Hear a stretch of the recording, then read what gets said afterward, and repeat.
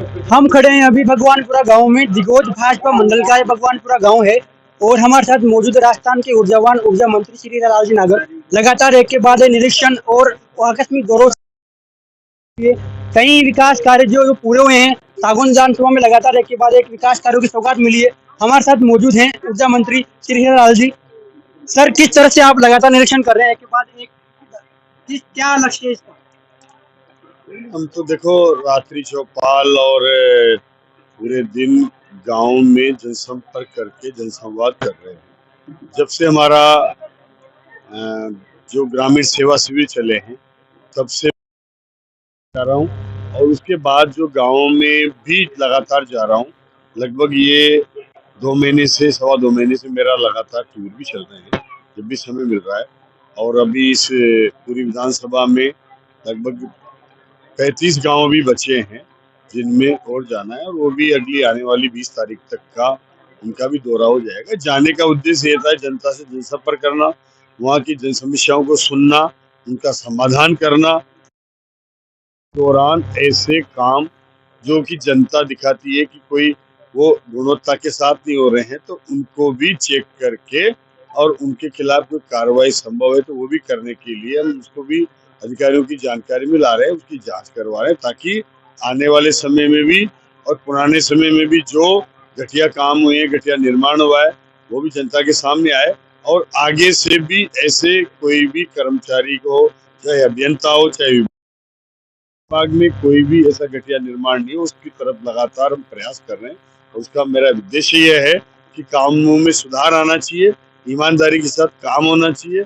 हमारी जो भजन लाल जी की, मुख्यमंत्री जी की सरकार है, वो जीरो टॉलरेंस पर चलती है, इसलिए किसी भी तरह का कोई भ्रष्टाचार नहीं हो, इसके लिए निरंतर मैं गाँव में जाकर के वहाँ की देखभाल भी कर रहा हूँ, वहाँ के निर्माण कार्यों को भी देख रहा हूँ और जनता की समस्याओं का समाधान भी कर रहा हूँ। सर, किस तरह की समस्या आ रही है? मूलभूत जैसे कुछ समस्या का समाधान तो हो चुका है। देखिए, कई समस्याएं कभी समाप्त होती नहीं है। हम कितनी भी समस्याएं समाप्त कर दें, लेकिन एक समस्या समाप्त करते हैं तो 3 नए काम और भी आ जाते हैं। ये निरंतर एक चलने वाली प्रक्रिया है। आज गांव ठीक हो गए, गांव में अच्छी इंटरलॉकिंग हो गई, रास्ते हो गए, तो नई समस्या आ जाएगी कि मुझे खेत का रास्ता चाहिए। गांव में पानी का हैंडपंप लग गया, कुछ मोटर लग गई, तो उसकी नई समस्या जरूरत पड़ जाएगी कि मेरे घर घर नल लगाओ। ये सब हम घर घर नल भी लगा रहे हैं और हर खेत रास्ते के लिए भी मैंने प्रयास किया है कि हम गांव में जहां भी खेतों के रास्ते की जरूरत है वहां जेसीबी के माध्यम से हम ग्रामीण क्षेत्र में जनसहभागिता भी करेंगे। वहां के किसानों से मैंने कहा है, सभी को आह्वान किया है, उसका अच्छा परिणाम भी आया है कि हम जहाँ जहाँ भी जा रहे हैं खेत वालों से, गाँव वालों से कह रहे हैं कि अपने ट्रैक्टर लगा दे और उसमें ग्रेवल मशीन जेसीबी के द्वारा मैं विधायक कोष के द्वारा पैसे दूंगा जिससे वो ग्रेवल का खुदाई करके वहां भर दे और वहां पर वो ग्रेवल किसान की ट्रैक्टर ट्रॉली के माध्यम से पड़ जाए और उसको वहां उसका आसान रास्ता बन जाए। उसके लिए भी लगातार प्रयास होता है। ये बहुत अच्छी पहल भी है और लगभग सांगोद विधानसभा में इस पर सबसे ज्यादा काम भी हो रहा है। सर, एक लास्ट सवाल, ये वही गाँव है जहाँ पर एक किसान, एक आम आदमी ने अपने खेत में अपनी माँ का दाह संस्कार किया। मुख्य धाम की समस्या एक अंतिम जीवन की डगर, वो भी मुश्किल भरी रहती है, तो इसको लेकर आप क्या दिशा निर्देश दिए हुए हैं? देखिए, जो समस्या थी पहले वो यहाँ पर मैं कई बार आया था, मेरे पिछले कार्यकाल के दौरान भी मैंने बहुत प्रयास किया था कोई न कोई ऐसी जगह आवंटन हो जाए जहाँ गाँव वालों की सहमति हो, लेकिन जहाँ पर यहाँ शमशान था वो बहुत दूर था और बरसात इतनी हुई इस बार कि वहाँ जाना संभव नहीं था। इसलिए हमारे उस कार्यकर्ता ने, हमारे ही परिवार का सदस्य था वो, इन्होंने अपने उस खेत में उसको माँ का संस्कार करना पड़ा।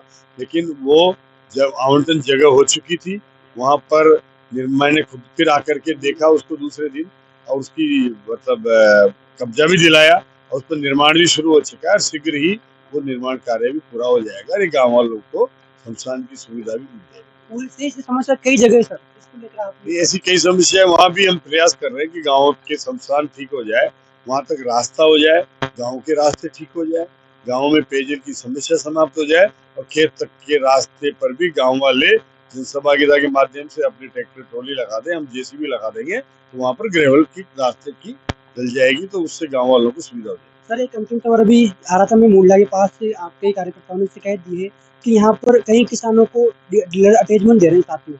वो एक आम समस्या है सर। आम किसान जो कि काफी पहले से ही त्रस्त है, ऊपर से टेज में लगाकर, तो इस समस्या के बारे में? मैंने जिला कलेक्टर को और कृषि विभाग के ज्वाइंट डायरेक्टर को इनको आज ही निर्देश दिए हैं कि जहाँ जहाँ भी खाद बिक रहा है वहाँ पर खाद आने पर उनका स्टॉक भी चेक किया जाए। अगर जहाँ भी जब भी गाड़ी आती है, जब उनकी हमारे कृषि पर्यवेक्षकों की उपस्थिति में उसको बांटा जाए, और कोई अगर किसान अटैचमेंट लेने के लिए राजी नहीं तो उसको अटैचमेंट नहीं दिया जाए, इसकी व्यवस्था करने के लिए निर्देश दिए।